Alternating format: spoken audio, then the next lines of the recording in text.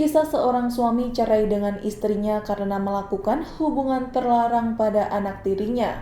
Marina dan sang suami Alexei Safirin telah menikah selama lebih dari 10 tahun. Wanita yang berasal dari Rusia Barat ini mengaku kepada suaminya telah memiliki pasangan baru. Pria yang mengisi hatinya adalah anak tirinya sendiri. Awalnya sang suami curiga mendengar suara aneh di kamar anaknya sehingga tidak bisa tidur. Tak disangka ternyata suara itu adalah istrinya sendiri. Suami pun masuk dan melihat istrinya berbaring di samping anak tirinya. Adapun Marina yang merupakan selebgram mengaku tak pernah mencintai dan tak pernah dekat dengan Alexei. Mereka pun akhirnya memilih untuk berpisah atau cerai.